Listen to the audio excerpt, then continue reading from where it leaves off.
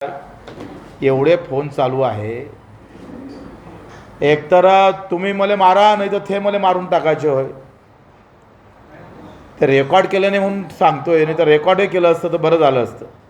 आता विभागीय निबंधक एखाद्या गोष्टीचा संभ्रम जर असेल तर आपण काय करतो, एकतर वरिष्ठांना मार्गदर्शन मागतोय, नाही तर त्याच्या विधी व न्याय विभागाच्या एखाद्या सल्लागाराकडून आपण मागतो. त्यांनी मार्गदर्शन मागितलं आहे 13/5ला त्यांनी मार्गदर्शन मागितलं, त्याच तारखेला आहे. म्हणजे चुका करताना काही गोष्टी माणूस म्हणतं ना की भाई कितना भी कातिल हुशार हो कुछ ना कुछ छोड देता. या कातिलनं काय केलं यानं इथं हा सोडून दिलेला आहे. ज्या दिवशी यांनी सरकारी वकिलाला मार्गदर्शन मागितलं त्याच दिवशी मला अपात्र केलं. हे हाईट आहे बरं, हे सगळ्यात मोठी हाईट आहे. म्हणजे कशी तानाशाही किती कराव त्याची हद आहे. आणि ज्या दिवशी तुम्ही वकिलाला मार्गदर्शन मागताय सरकारी वकिलाला आणि त्याच दिवशी अपात्राची ऑर्डर काढत असेल तर दाल में कुछ काला आहे. आणि 13/5ची ऑर्डर हे जून महिन्याच्या 15 तारखेला दाखवतात. एक महिना काय केलं, ही फाईल ही ऑर्डर कुठं खात होते, दाणे खात होते, कुठं पुरणपोळी खात होते. म्हणजे हे स्पष्ट होते का 13/5च्या ऑर्डर आम्हाला अजूनही भेटली नाही. बरं, हे वकिलामार्फत आम्हाला म्हणजे आमच्या वकिलाला प्राप्त झाली, ते कोर्टात गेले, मला अपात्राची ऑर्डर अजूनही नाही. अधिक काय म्हणजे कशा पद्धतीचं राज्य सरकार. इकडे काही काँग्रेसची मंडळी असं म्हणतं आहे की बा भारतीय जनता पार्टी काहीतरी कायदा आणि संविधान पाळत नाही, तर इथली काही काँग्रेसची मंडळी संविधान न पाळणाऱ्याच्या सोबत राहून पुन्हा कायदा तोडण्याची भाषा बोलत असेल तर तुमने और उसमें फरक क्या रहा. म्हणजे तुमचं आहे ते बरोबर आहे आणि दुसऱ्याचं आहे ते खोटं आहे असं म्हणण्याचं तोंड उघडायला तुम्ही तयार आहे. हे सरळ प्रॅक्टिस आहे. ही सरळ प्रॅक्टिस दबावतंत्राची आहे, सूट घेण्याची आहे आणि बच्चू कडूला बदनाम करण्याची आहे. काय होतं आहे, मी कालही सांगितलं होतं का नेता मरने से नहीं मरता है और जल जाने से भी मरता नहीं है, उसके बदनामी से ज़्यादा मरता है. आणि भाजपा ही जाणीवपूर्वक काही लोक जाणीवपूर्वक आम्हाला बदनाम करण्याचा प्रयत्न. बँक घाट्यात आहे, 49-60 कोटीवर आपण नफ्यात आहे, तरी 20% 20 कोटीचा परतावा याचा आहे. म्हणजे आपण भविष्यात पहिल्यांदा 90 कोटीवर नफ्यात जाणारी बँक, ही पहिल्यांदा हे चित्र या बँकेत पाहायला भेटतं. त्याच्यातही आम्ही कर्मचाऱ्याचे पगार वाढले. 6 कोटी रुपये याच आमच्या जेव्हा घाट्यात दिसत होते तेव्हा त्यावेळेस आम्ही 12 का 13 20 वर्षापासून या कर्मचाऱ्याचे पगार वाढले नव्हते. ते बिचारे काम करत होते आणि त्यांना आम्ही टार्गेट पण दिलं, आम्ही पगार वाढवतो पण हे टार्गेट अचीव करावं लागेल.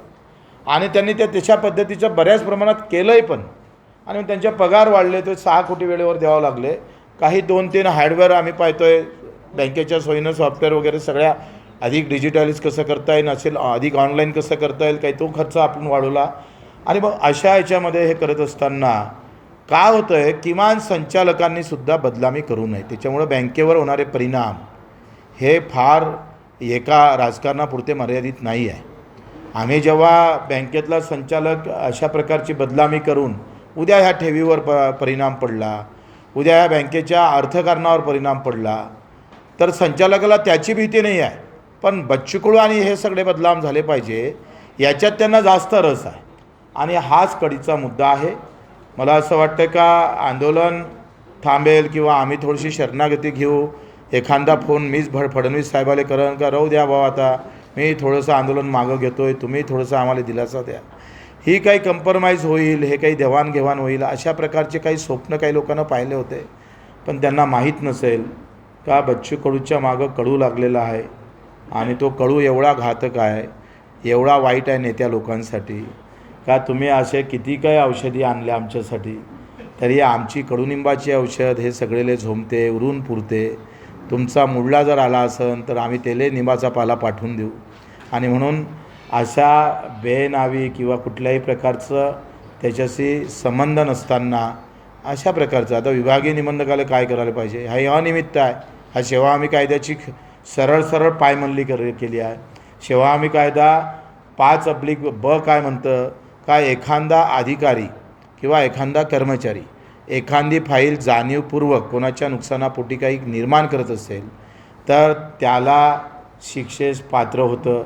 आता आम्ही पाहतो आहे का आम्ही तक्रार करणार आहोत आणि तक्रार केल्यानंतर काय कारवाई करते का नाही करत हे काही वेळेस स्वस्त प्रशासन सांगायचं. खरं तर लगेच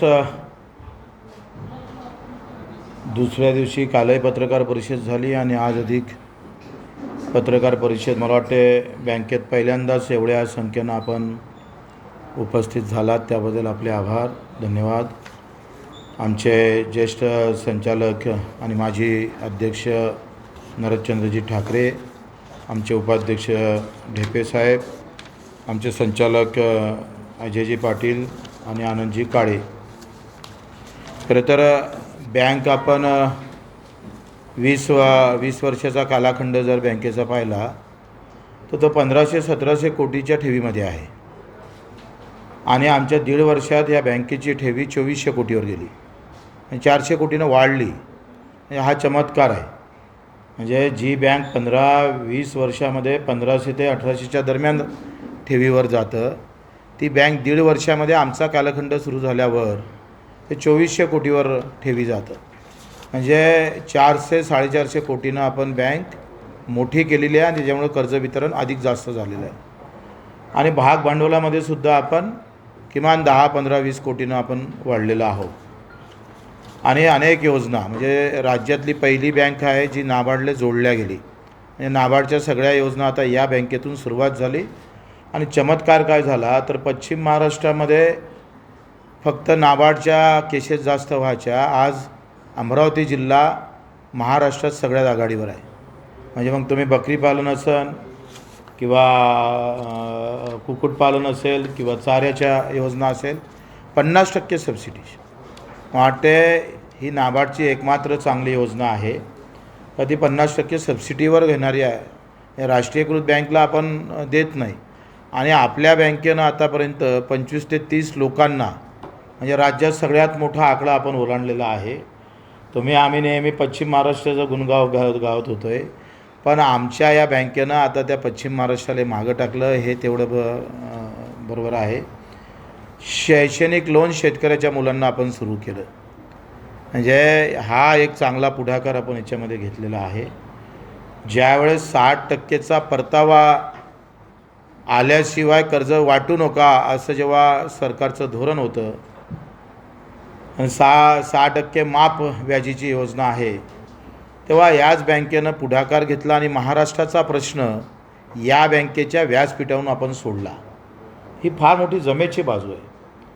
आणि जर आपण एक काळ जर पाहिला होता तर त्या काळामध्ये कर्ज वाटप कमी राहायचं आणि गुंतवणूक जास्त व्हायची. म्हणजे त्याच्या बऱ्याच तक्रारी झालेल्या आहे. आपण जर लक्षात घेतलं का बँकेचा एकंदरीत हा जो 1.5 वर्षाचा इतिहास जर आपण पाहिला तर आता हे सगळं आपण पाहतोय का ह्या सगळ्या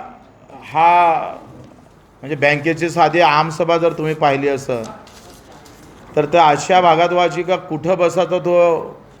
आज आमसभेचा सगळ्यात जास्त उपस्थिती असणारी म्हणजे लहान लहान गोष्टी आहे पण त्यासुद्धा करता आलेल्या नाही. बँकेच्या अर्ध्या अधिक शाखेमध्ये शौचालयच नव्हते. अर्ध्या अधिक शाखेमध्ये या सगळ्याच्यामध्ये आम्ही सगळ्या संचालकांनी म्हणजे कमी आहे पण दमदार आहो हे आम्ही दाखवून दिलं. आणि बरेचदा आम्हाला असं सांगितलं जायचं का बच्चू कडूचं जे म्हणतं ना कोणाचं तरी मृत्यू कोणाच्या हातात असतं मेंदूत असतं त्यांना असं वाटतं बच्चू कडूचा मरण हे पदामध्ये आहे आणि त्याच्यामुळं पदावरून आमदारकी गेला म्हणजे बच्चू कडू थांबून जाईल, अध्यक्षपद गेलं म्हणजे बच्चू कडू थांबन. तर त्या सगळ्या लोकांना आम्ही सांगू इच्छित आहोत का बच्चू कडूचं मरण पदात नाही. आम्ही आमदारकी झाल्यानंतर सगळ्यात जास्त रन म्हणजे आमचं स्कोअर जे आहे लोकहिताचा हा आमच्या आमदारकीनंतर अधिक वाढलेला आहे. म्हणून त्यांना आम्ही इशारा देतो का पद आणि एखादा जेलाची वारी बच्चू कडू थांबू शकत नाही. अभिजितराव ढेपेनं हे सगळं सांगितलं आहे. काय झालं याच्यामध्ये का माझ्यावर आंदोलनातली केस होती, त्याच्यात 1 वर्षाची सजा सुनावली. आता जेव्हा आपण एखादा स्टे घेतो तेव्हा तो तिथं त्या झालेल्या निर्णयाला आपण थांबा देतो, म्हणजे ते थांबतं, म्हणजे तो आता अस्तित्वात नाही आहे असं होतं. लक्षात घ्या. आता हे सगळं स्पष्ट आहे, हे शेमड्या पुट्ट्याला समजते, ज्याला शेमूड पुसता येते ते त्याला समजते, त्या विभागीय निबंधकाला समजलं होतं. मंत्रालयात आता स्कॅन केल्याशिवाय तुम्हाला प्रवेश होत नाही आणि सांगतोय काय, नाही ते गावातल्या गावात तक्रारी निपटा करा. कलेक्टरची तक्रार कलेक्टरकडेच निपटली पाहिजे आणि तुम्ही इकडे फोन करून सांगायचं, तुमच्या माणसांनी इकडे फोन करून सांगायचं, त्यांनी तक्रारी वाढवायच्या. अरे याचा फरक एकट्या बच्चू कडूवर पडत नाही. एका अधिकाऱ्याला तुम्ही जेव्हा एखादा कायदा तोडायला लावता तर त्याचा परिणाम जनसामान्यावर पडतं.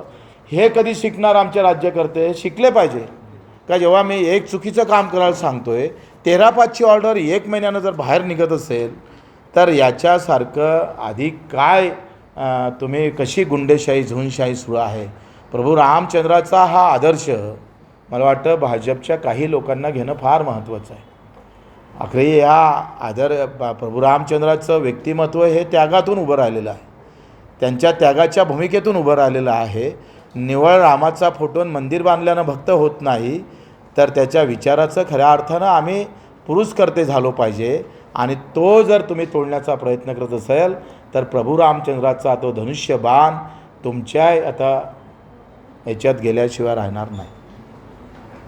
आणि म्हणून आम्ही आज मुद्दामून या बदनाम करण्याचा काही प्रयत्न आणि आमच्यावर झालेला अन्याय, आता जर कारवाई झाली नाही तर विभागीय निबंधकालय आम्हाला हे पाहावं लागेल, त्याला विचारावं लागेल, त्याला अँटी करप्शनमध्ये द्यावं लागेल. कारण आणि तो अँटी करप्शनमध्ये सापडलेला आहे विभागीय निबंधक. तो एका मंत्र्याचा नातेवाईक आहे, तो नागपूरचाच रहिवासी आहे. आणि मग नातं गोतं सांभाळून जर आमचा अधिकारी काम करतं तर मग संविधान राहिलं कुठं, कायदा कुठं राहिला? गेला तो कायदा चुलीत, काही संबंध नाही आहे. आज बच्चू कडूवर ही तलवार उपसली, उद्या ती जनसामान्यावरच चालेल ना. मोगलाई अशीच वाढली आणि छत्रपतीनं ते तलवार थांबवली. आम्ही त्याचे भक्त आहोत. खबरदार जर अशा पद्धतीचं ह्याच्यानंतर जर कोणी काही केलं तर परिणाम फोन करणाऱ्यापासून आणि फोन ऐकणाऱ्यावरही झाल्याशिवाय राहणार नाही. हे धमके नाही आहे, तुम्ही केलेल्या वागणुकीचं उत्तर आहे. आणि ते उत्तर यापेक्षा कडक आम्ही देऊ शकतोय, पण तेवढी माणुसकी शिल्लक आहे.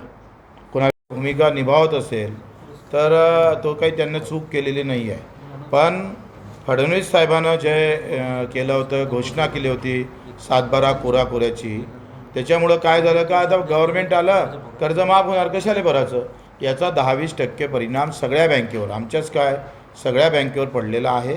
ज्या पद्धतीनं लोक पैसे भरायचे त्या पद्धतीनं भरत नाही, हे तेवढं सत्य आहे ना.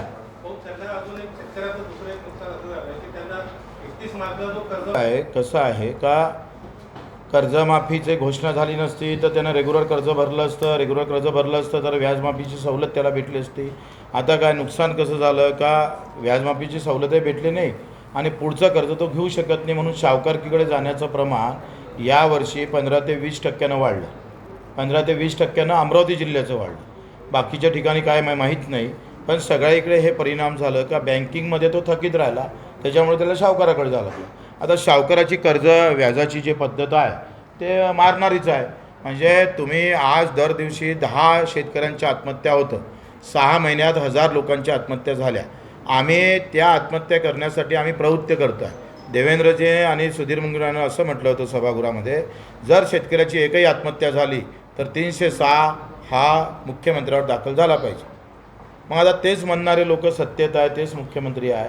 हे म्हणणे बरोबर आहे का तुम्ही जर मी जर रिपोर्ट दिला का यांच्या तगादामुळं, यांच्या त्रासामुळं मॅनेजरवर जर गुन्हे दाखल होते, तर आपण बरेच ठिकाणी पाहिले 306 मॅनेजरवर दाखल झाला, कुठेतरी एखाद्या प्रकरणात दाखल होतं. आता मग ही पद्धत खरं तर फार चुकीची आहे.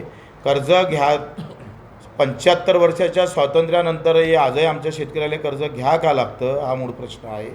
आणि म्हणून मागणीमध्ये आमची दुसरी महत्त्वाची मागणी काय आहे का पेरणी ते कापणीपर्यंत सगळे कामं MRGSमध्ये कव्हर करा, म्हणजे उत्पादन खर्च कमी होईल. आणि उत्पादन खर्च कमी झाला तर नफ्याचा मानकरी आमचा शेतकरी ठरतं. स्वातंत्र्य झाल्यापासून अजूनही शेतकऱ्याच्या वाट्याले नफा आला नाही. फक्त या बोटावरची गोष्ट दुसऱ्या बोटावर जातं, एवढंच ते आहे. त्याचं फक्त आपण करत राहिलो म्हणजे आपण जगतो बा असं जे वाटलं. आमची जी यात्रा आहे पंजाबराव देशमुखांच्या घरापासून तर खडक्यापर्यंत साहेबराव पाटील जे मरण पावले होते त्यांची पहिली आत्महत्या देशातली नोंदल्या गेली, पण तेव्हा त्यांनी चिठ्ठी लिहून ठेवली होती. काय झालं का हे मुद्दामून तुम्हाला सांगतो आहे का व्यवस्थेनं तुम्हाला हमीभाव भेटू दिले नाही, हमीभावाचा कायदा झाला नाही. अमेरिका हे सांगतोय का जागतिक व्यापाराचं आम्हावर बंधन येतं. आम्ही जर एखाद्या पिकाला सबसिडी दिली, एखाद्या पिकाचे भाव वाढवले तर जागतिक व्यापार जे काही संघटना आहे ते आम्हाला असं करू देत नाही. पण त्या जागतिक व्यापाराच्या संघटनेमधला अमेरिका हा मात्र 60% बजेटच्या 60% हा बजेटच्या 60% हा शेतकऱ्यावर खर्च करावा असं म्हणणारे अमेरिका, तिथं मात्र ते चालतं. बाकीचे सगळे आम्ही नियम तोडतोय. मग आम्ही पाहतोय का जागतिक हेल्थ संघटना आमचं आहे तिथं तर आम्ही कुठंच निकषात बसत नाही, रोज आम्ही नियम तोडतोय. फक्त शेतकऱ्याचा विषय आला का जगाच्या गोष्टी आमच्यासमोर आणायच्या. म्हणजे साधं 3,500 सोयाबीन गेलं, तुमचे तुरीचे भाव आता पडले, हे सगळं दिसतं आहे आम्हाला. आणि देवेंद्रजीचं भाषण आहे, त्यांनी तर हे म्हटलं होतं का आत्महत्येशिवाय दुसरा प्रश्न काय महत्त्वाचा आहे.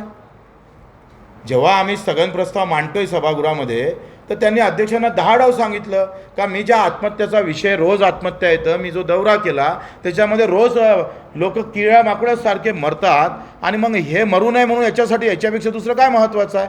तुम्ही कालच्या कॅबिनेटमध्ये शक्तिपीठाला मंजुरात दिली तेव्हा 80,000 कोटीची तरतूद करताय. ते काय एका दिवशी खर्च करणार आहे, एका वर्षी खर्च करणार आहे. त्याची 80 कोटीची तरतूद तुम्ही ठेवू शकताय आणि आमच्या शेतकऱ्याचं 25 ते 30,000 कोटीसाठी तुम्ही सांगतोय योग्य वेळ आहे. हे काय प्रकार आहे. आखरी याचे परिणाम बँकेवर पडतंय, लक्षात घ्या. आणि मग परिणाम पडल्यानंतर व्याजमाफीतून चुकला, पुढचं कर्ज भेटलं नाही तिथंही चुकला, आणि तिसरं सावकाराकडे लागलं तिथंही चुकला. पण काही बोलबच्चन नाही, पक्षाचे गुलाम, जाती धर्माचा आधार, त्याच्याशिवाय माणसं मेले तरी चालते. पण मी पक्षनिष्ठ आहे, बाप मेला तरी 72, नेता जिवंत राहायला पाहिजे. या भूमिकेत जो काही भारत चालला आहे त्याला आम्हाला तोडायचं आहे. चुकीचं आहे. तुम्ही एक सांगा, जगातल्या बँक म्हणजे सेंट्रल बँक असेल किंवा अधिक कोणती HDFC असेल, यांचा या वर्षाचा 2 वर्षातला नफा पाहिला का तुम्ही? 3 लाख कोटी एका बँकिंगचा नफा. त्या नफ्याला काही बंधनं घालणार आहे का नाही आहे. राष्ट्रीयकृत बँकेचा नफा आणि बुडीत कर्ज शेतकऱ्याचं नाही आहे, ते सरकारनं भरलंच आहे. बुडीत कर्ज कोणाचं आहे ते बघा ना. बँका ह्या सामान्य माणसांना अडचणीत नाही आणल्या. बँका ह्या आजही तुम्ही पाहतोय, तो नाशिकचा आमचा मंत्री कोकाटे बोंबलतं ना, त्याच्यावर 13 कोटी कर्ज थकीत आहे कृषी मंत्र्यावर, आणि तो म्हणतो कर्ज भरा. ही नालायकी आहे. म्हणजे त्या नाशिकची जिल्हा मध्यवर्ती बँक जे घाट्यात आली त्याच्यातले फक्त 15 नेत्या लोकांच्या कर्जाच्या मुळं घाट्यात आली. सामान्य माणसाच्या पोटी कुठली बँक घाट्यात आलेली नाही. तुम्ही जगाच्या व्यासपीठावर तपासून जर पाहिलं तर ह्या सगळ्या अब्जोपती करोडपती लोकांनी ह्या बँक घाट्यात आणल्या. आता राईट ऑफ केलं, 1 लाख कोटीचं कर्ज राईट ऑफ केलं म्हणजे बुडीत दाखवलं. हे काय सामान्य माणसाचा राईट ऑफ केला आहे. कसं आहे का आमच्यासाठी समित्या निर्माण करावं लागतं, पण मोठ्या लोकांसाठी मग कुठं होत्या लाडक्या बहिणीसाठी समिती नेमली, अनावापात्र कसे दाखवले मग, आणि बगर समितीचं आणि बगर याचं तुम्ही पैसे कसे वाटप केले, कोण जबाबदार आहे याला, काय नीतिमत्ता आहे सरकारची. हे मतं घेतले त्या लाडक्या बहिणीचे आणि मतं घेतल्यानंतर अपात्र केले, ही लायकी आहे तुमची.